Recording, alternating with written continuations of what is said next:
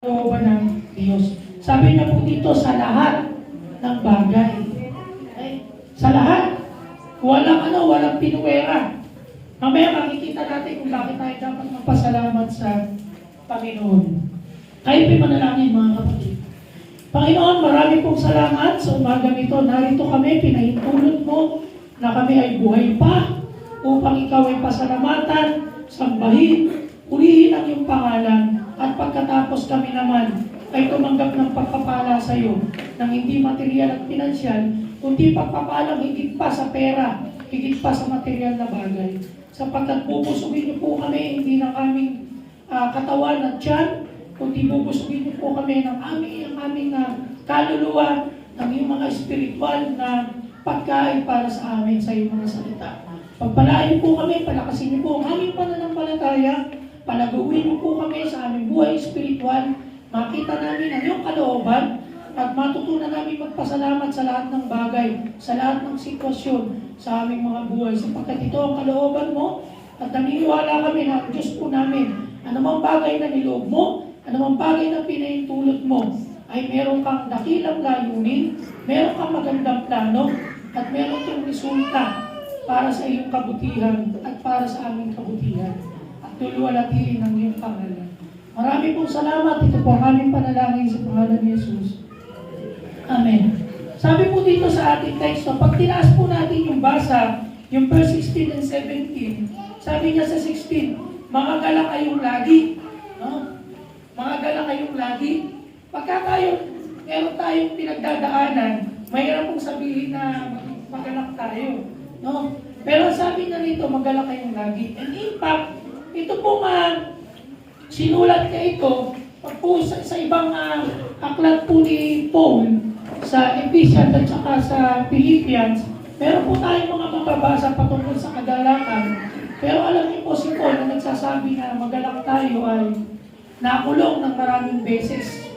At ang kanyang pagkakulong ay hindi dahil sa siya may ginawang masama, kundi dahil siya naglilingkod sa Panginoon.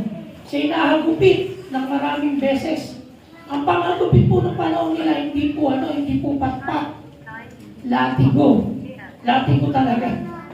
Yung matagal na panahon ay nakamarka pa rin sa kanyang katawan yung latigo. Iba pa daw po yung sa Hudyo, iba pa yung sa mga Romano. Nalubugan siya ng barko, natuklaw ng ahas, naranasan niya magutom, makuhaw, at sinabi niya araw-araw nasa panganib ang kanyang buhay. Pero ang sabi niya, magpasalamat tayo sa Panginoon at mga gala kayong lagi. And verse 17, sabi niya, magsipanalangin kayong walang pati. Walang titig ng pananalangin sa Panginoon. And verse 18, ang sabi niya, sa lahat ng mga bagay, magpasalamat kayo sapagkat ito ang kalooban ng Diyos. Mula nang kayo ay nakipag-isa kay Kristo. Mula nang nakipag-isa po tayo kay Kristo, sasabihin po ng taasan, walang bagay na hindi tayo dapat ipagpasalamat sa Panginoon. Yun po ang katotohanan. Okay? Bibigyan ko po kayo ng introduction. Sabi niya po dito sa aking outline na ginawa, hindi na ako nag-PowerPoint. Sabi niya po dito, hindi perfecto ang lahat ng mga bagay. So paano tayo magpapasalamat sa lahat ng bagay? Lahat ng araw-araw na nangyayari sa atin, hindi naman perfecto. Pag sinabing hindi perfecto, merong hindi maganda, merong maganda, merong hindi okay sa'yo. Tama po ba?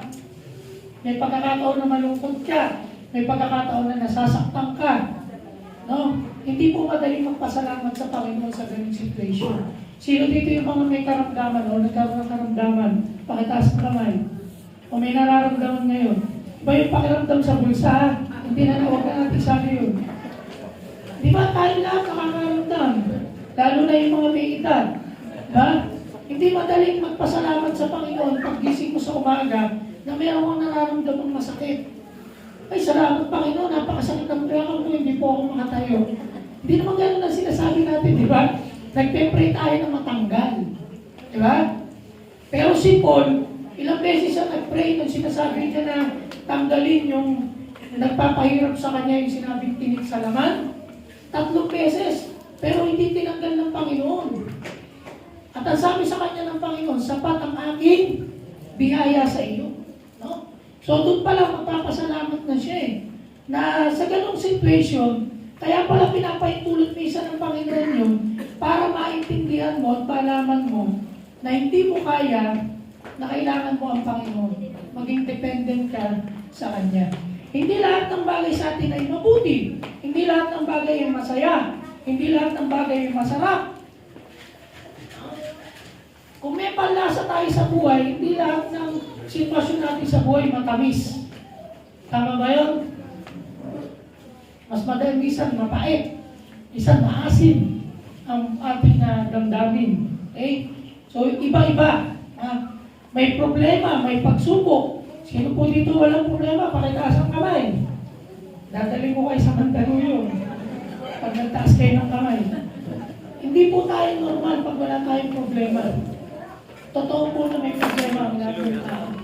Kahit po yung pinakamalapit sa Diyos, may problema, may pagsubok, may mga disappointments, may mga pagtitiis, may mga kahirapan.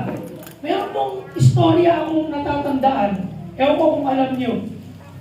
Meron daw pong isang tao na walang sapatos. Sobrang lungkot na, wala siyang sapatos.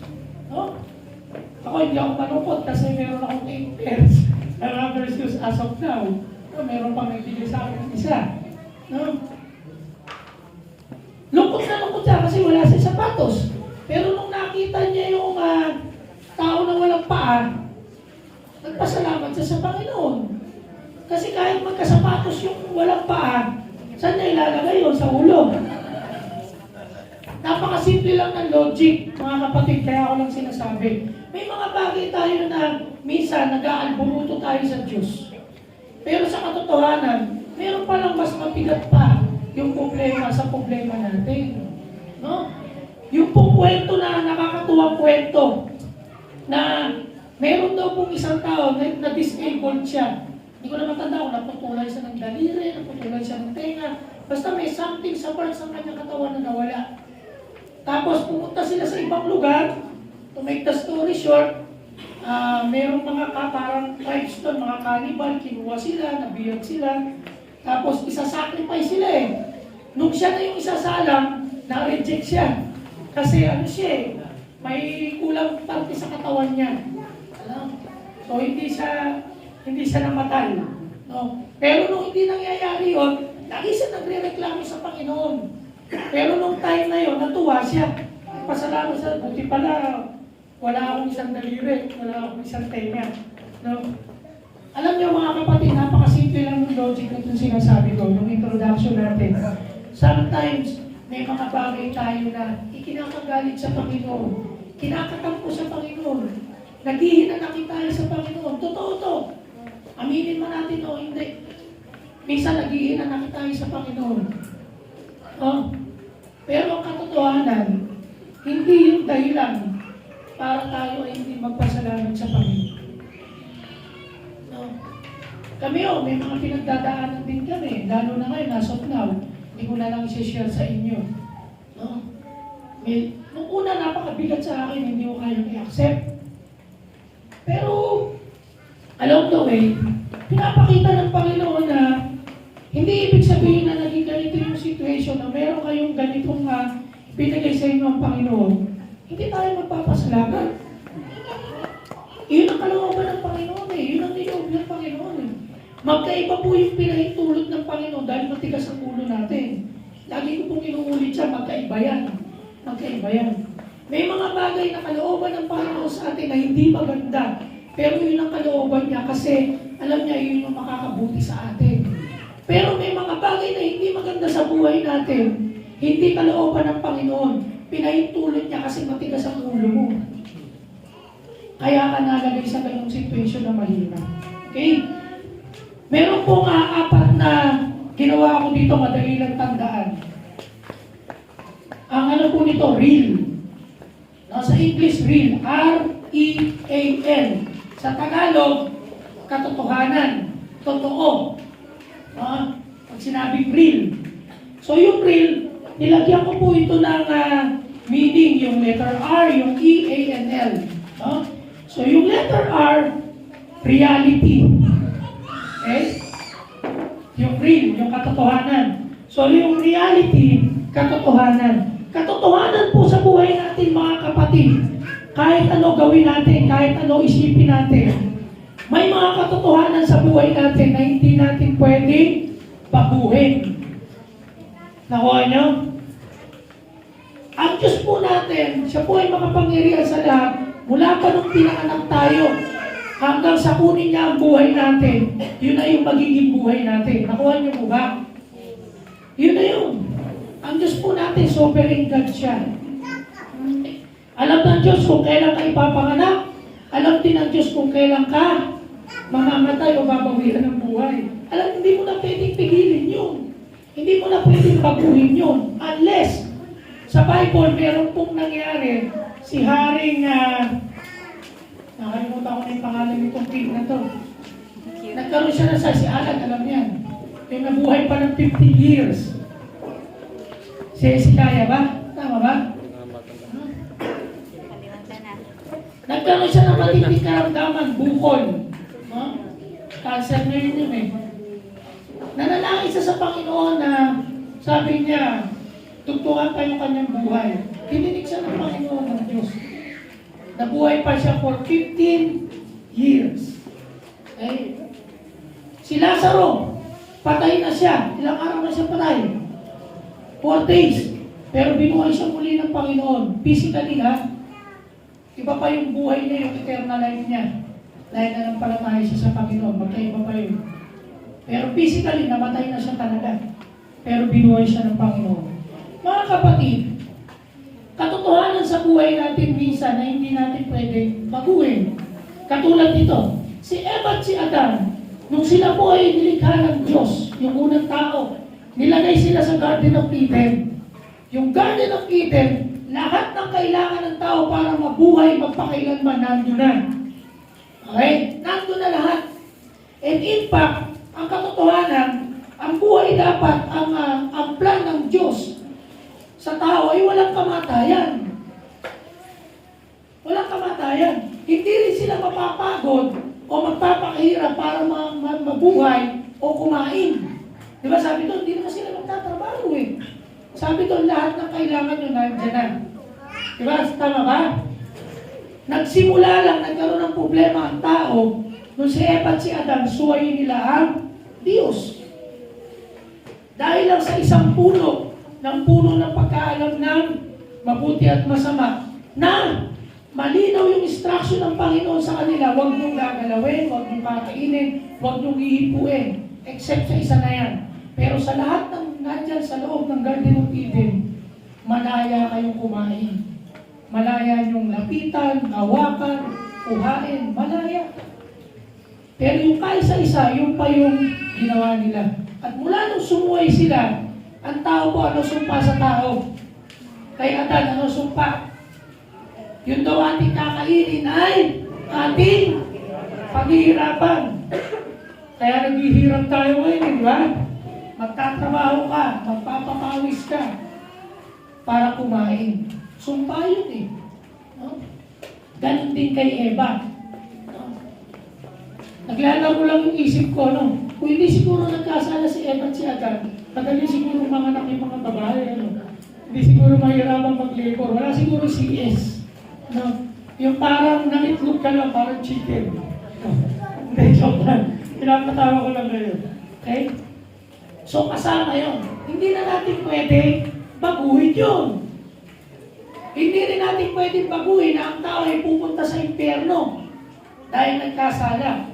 Pero nabago yun, hindi dahil sa atin. Sino ang bumago? Ang Panginoon. Okay? Alam niya na hindi mababago yung situation natin.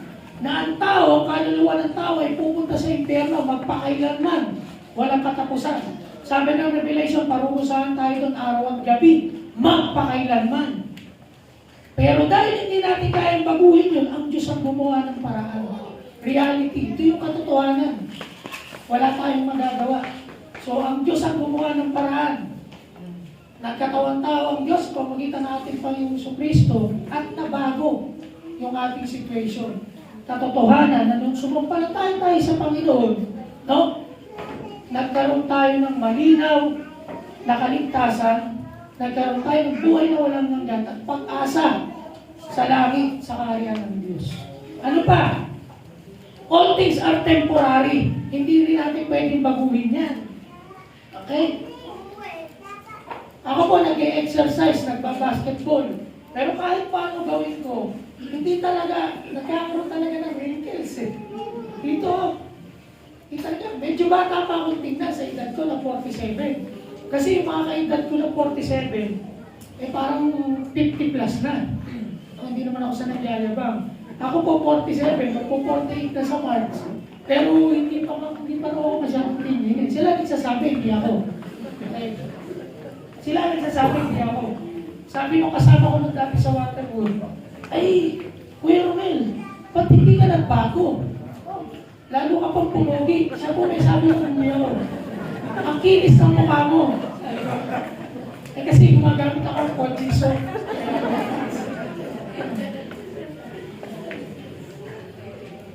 Parang hindi ka tumanda, sabi niya gano'n. Ay, salamat sa Panginoon, hindi ako tumanda. Pero sinagot ko po siya, sabi ko sa kanya, ganun po nga ako pagka mga naglilingkod sa Panginoon. Ako sabi niya, bakit saan kami nagtatrabaho ngayon? Hindi niya alam eh. Pastor po ako sa Pampanga. Ganun ba? Kaya pala maganda ang buhay ko, sabi niya. Nakita kami sa restaurant eh. May mga katotohanan sa buhay natin na hindi natin pwedeng baguhin. All things are temporary. Okay? May mga bagay na meron ka ngayon, hindi natin alam bukas kung meron pa yan. Okay? Kaya dapat magpasalamat tayo sa Panginoon kung meron kang privilege, opportunity, binigyan ka ng pagkakataon ng Panginoon na magkaroon ng ganyan. O nasa situation ka na ganyan, magpasalamat ka. Magpasalamat ka. Kung dumating yung pagkakataon naman na mawala na, magpasalamat ka pa rin. Bakit? At least ikaw, pinanganas ng Panginoon sa iyo, minsan, yung mga bagay na yun. Di ba? Yung mga anak ko, pag nagta-travel kami, minsan tinuturo ko yung mga bata. O tingnan niyo yung mga bata na yan. Di ba, Roshan? Yung nanghihingi sa Jollibee, sa may flyover, mga bata. Nasa kalye. Di ba? Pag napunta ka naman ng Maynila, natutulog doon sa ilalim ng tulay. Sa bangketa, sa gilid ng daanan. Okay na sila doon, nakakarton. Mamaya, may experience yung mga kababaihan, nakakarton sila dito mamaya. Bangkay ng lata. May magbigay sa inyo. Okay. Ba't hindi tayo magpapasalamat sa Panginoon? Okay?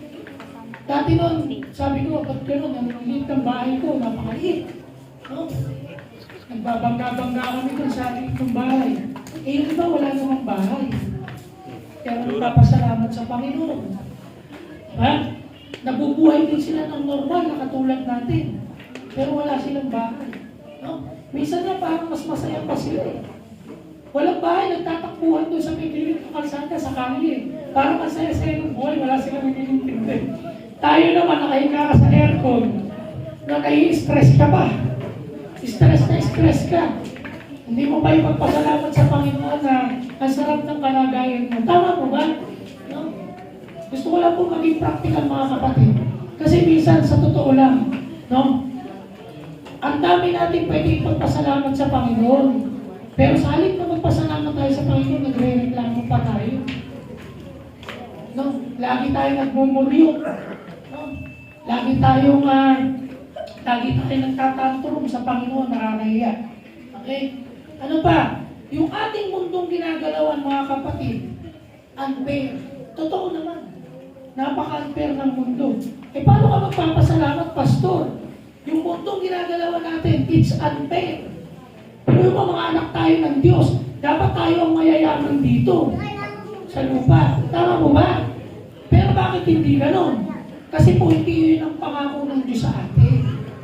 Ang pangako ng Diyos sa atin, pag sumampalataya ka, patatawarin kita sa kasalanan mo. Bibigyan kita ng buhay na walang hanggan, isasama kita sa langit. Yun ang pangako niya. Hindi na tayo pinangakuan na bibigyan kita ng maraming pera. Bibigyan kita ng malaking bahay. Okay? Kaya kung meron tayong bahay, kahit hindi malaki, magpapasalamat na tayo. Meron nga pong awit, di ba? Yung palasyo sa kaitaasan. Kahit na kubo ang aking kahanan dito sa lupa. No? Ako ay kasiyahan. Sapagkat doon sa langit may naghihintay na gintong lantay. O, totoo naman po yung kanta na yun eh. Di ba? Alam niyo mga kapatid, kapag dito sa lupa napakalaki ng bahay mo, mansion, sa California, Tagaytay, Baguio, Forbes Park, no? Pero pag namatay ka, parurusahan ka pala na walang katapusan sa apoy ng impyerno, walang kwenta. Amen? Hindi ba kayo magpapasalamat sa Panginoon? Di ba? Hindi kayo magpapasalamat sa Panginoon. Di ba rin magtiis na ako dito sa butas-butas na bubong na bahay. Pero sa langit naman ako pupunta na wala nang katapusan. Okay lang. Pero ito yung katotohanan mga kapatid. Yung kalagayan natin dito sa lupa, hindi naman talaga ganun kahirap. Tama po ba? Sino dito yung mga walang bahay, bakit nasa kamay? Yung nag-apartment, nakitira lang, bakit nasa kamay? Huwag yung mahiya. O, tingnan mo, parang wala. No? O, yung iba, may nagtaas na konti doon. Nakikitira lang, nasa apartment. But at least, meron pa rin tayong natitira. Tama ba? Pero dahil nakilala nyo ang Panginoon, darating ang time, yung papasukan natin na bahay, sabi sa awit, gintong lantay. No? Hindi na yung mawawasak ng lindol, ng bagyo. Okay? Yan po yung katotohanan. Yan ang reality.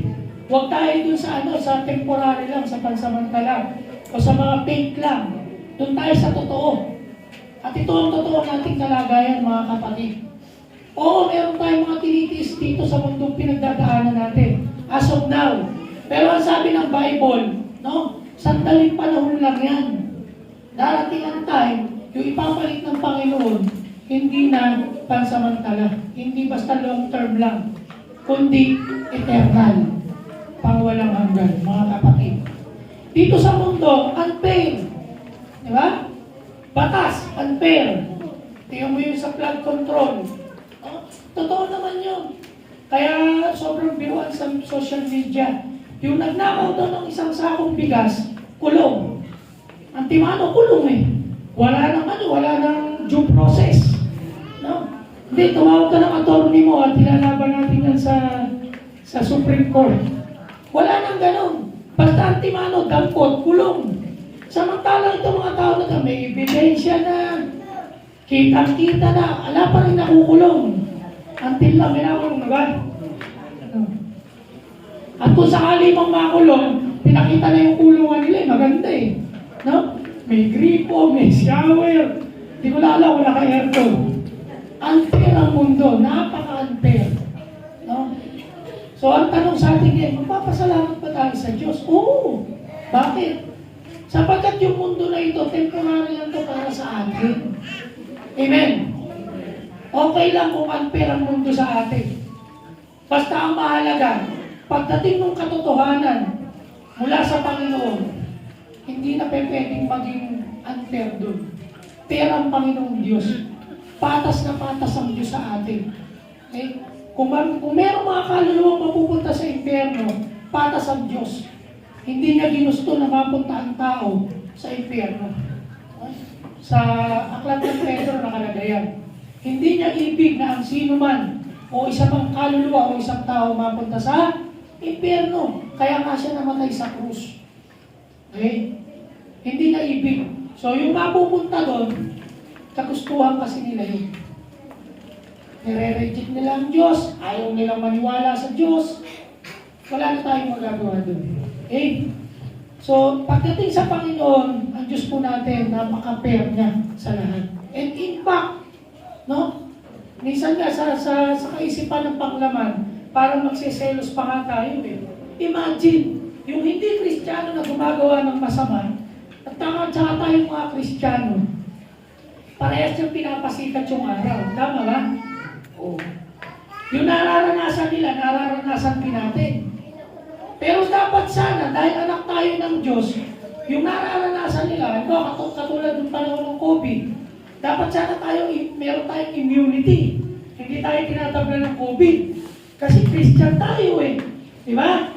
Pero bakit pati tayo tinatabla? Tama ba?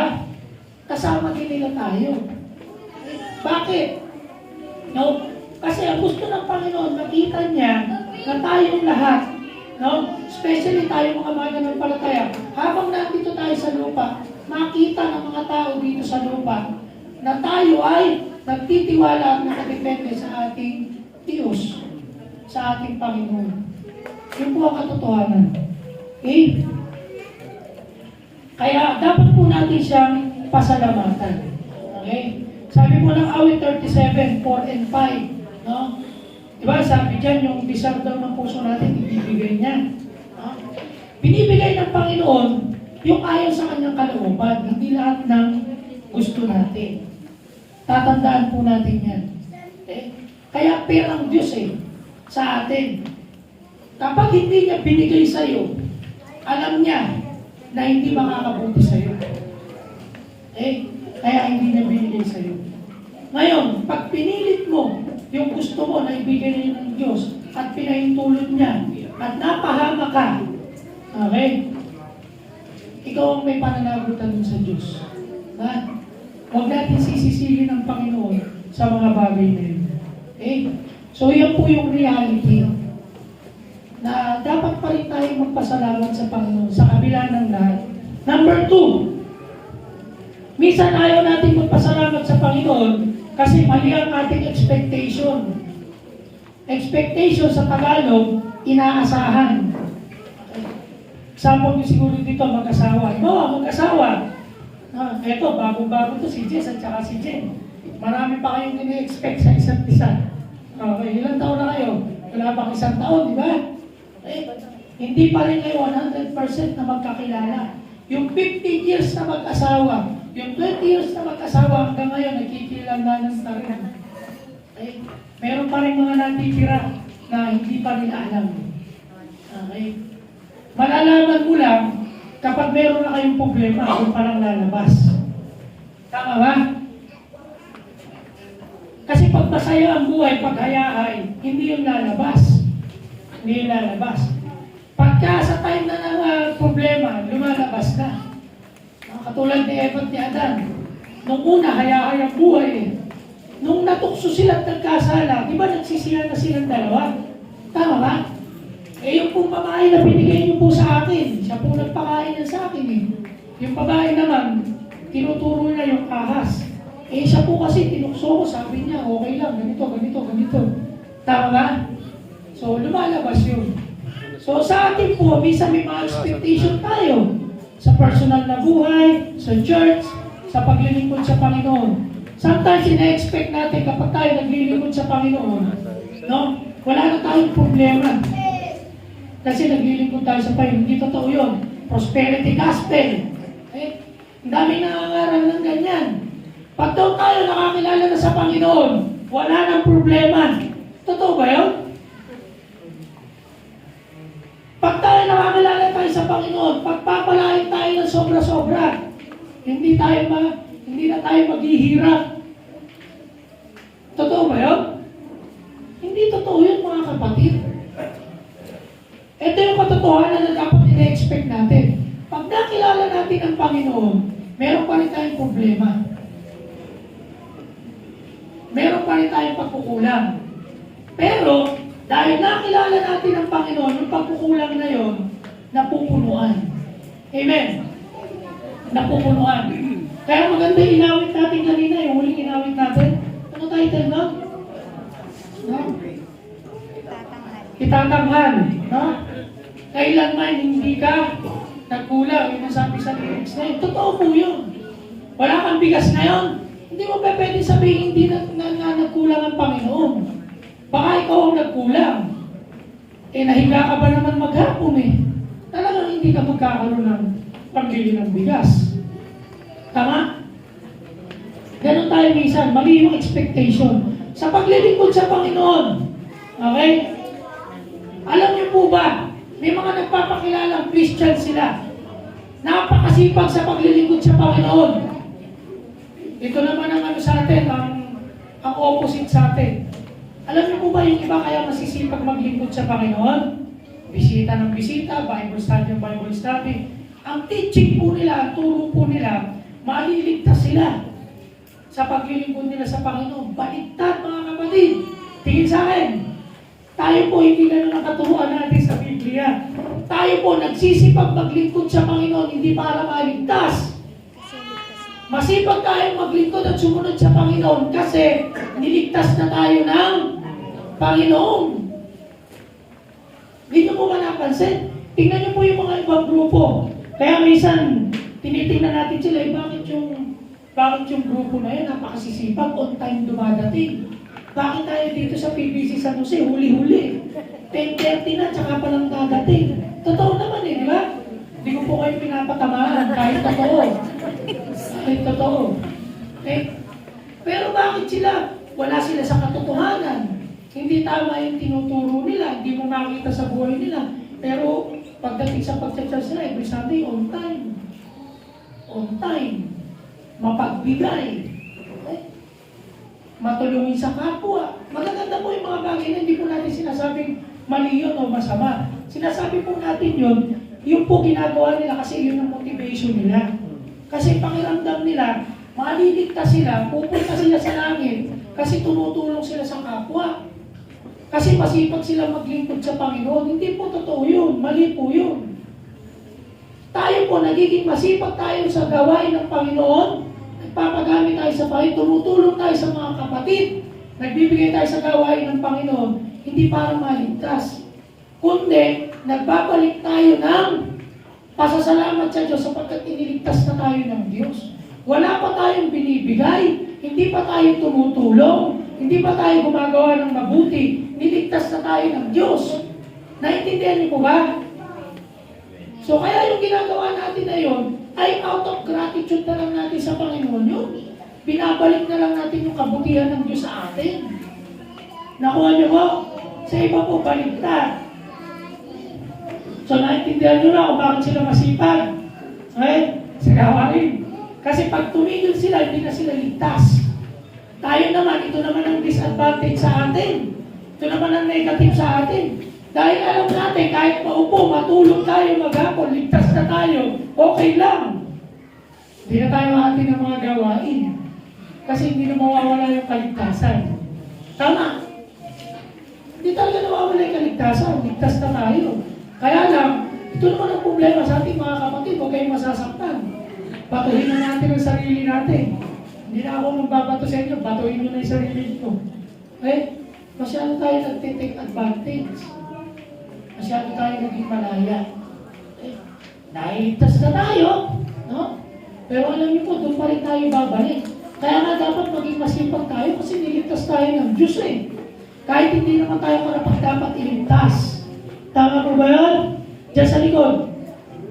Kahit hindi tayo karapat-dapat tumanggap ng pagmamahal ng Diyos, pagpapatawad ng Diyos, binigay niya yun sa atin. Kaya naman tayo, nagsisimba, hindi para bumait, linggo-linggo.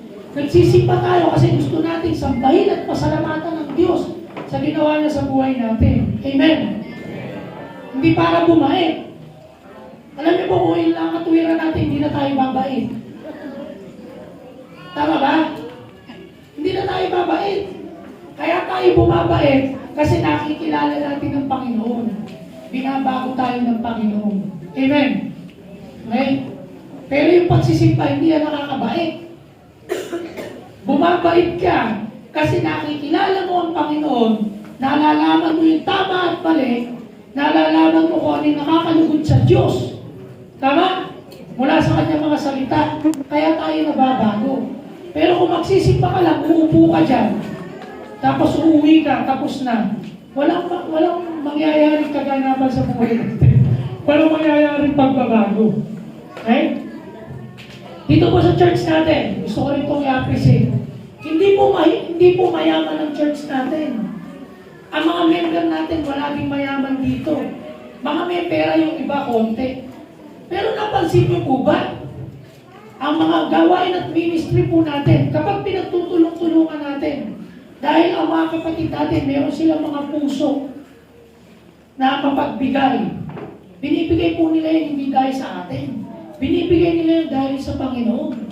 Kasi kung sa atin nila ibibigay yun, sa susunod na taon, bukas hindi na sila magbibigay. Alam po ninyo bakit? Kasi mapapagod lang sila sa atin. Tama ba? Mapapagod lang sila sa atin nakakabigay. Pero binibigay po nila yun out of love nila sa Panginoon. Nakukuha niyo po ba? Yung offering natin, nagbibigay tayo. Hindi dahil marami tayong pera. Nagbibigay tayo sapagkat, no? Bunga yun ng pagmamahal ng Diyos sa buhay po natin. Bunga yun ng pagmamahal ng Diyos sa atin. Mga kapatid. Okay? Itong kapilya na ito, pinagawa natin to. To be honest, tayo ang nakikinabang. Tayo ang nalalamigan. Tayo ang komportable. Tama ba? At the same time, naluwalhati ang Panginoon sa ginawa natin. Yun ang maganda doon. Yung binibigay natin na to para sa Panginoon, tayo naman yung nakikinabang, tayo yung nagiging komportable, pero dahil ginawa natin yun, naluwalhati pa at parang alam mo ang Panginoon sa ginawa natin. Kanino pa rin napunta? Sabi pa rin eh. Tama ba? Tayo pa rin ang nakikinabang eh. Ba? Kaya walang bagay na hindi tayo pwedeng ipagpasalamat sa Panginoon. Huwag po tayo mag-i-expect ng mga bagay na wala. Okay? So malapit na naman ang Christmas program. Hello? Hello? Baka mamaya makita niyo yung kapatid tumanggap 5 kilong bigas kayo, 2. Iahaplan niyo ako kay Kapitan. So, kung ano yung meron tayo, magpasalamat po tayo sa Diyos.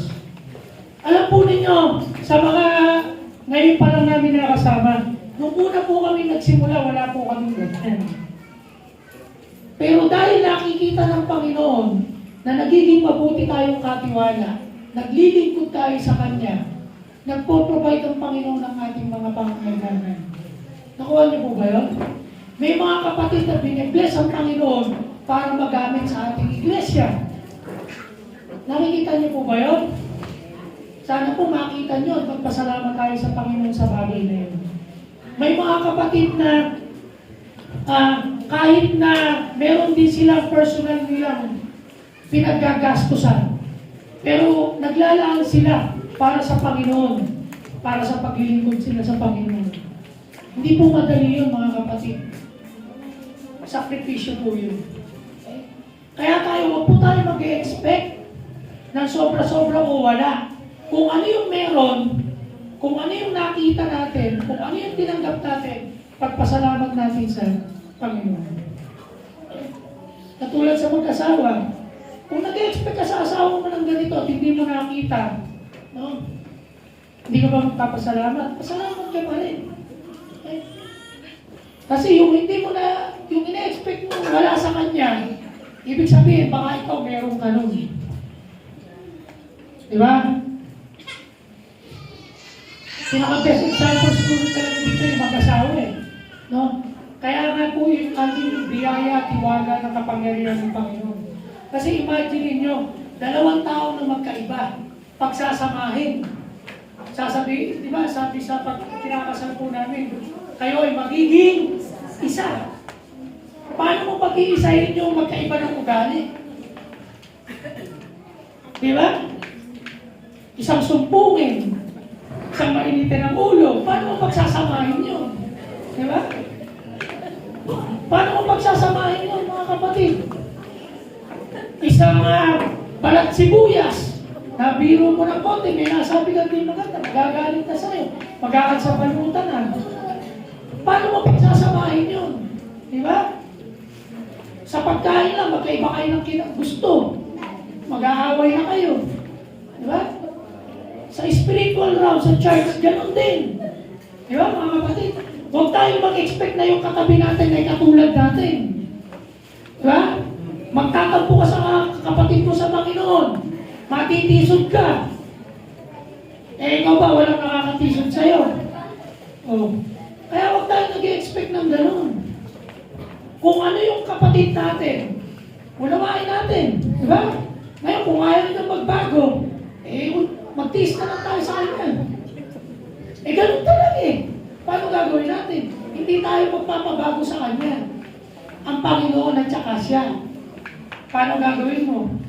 Kung pwede lang dito na mabago yung mga kapatid, kung ganito yung paraan, yung ibabagad sila maghapon sa tubig, kami mga leader, gagawin namin sa isa-isa tayo dito. No?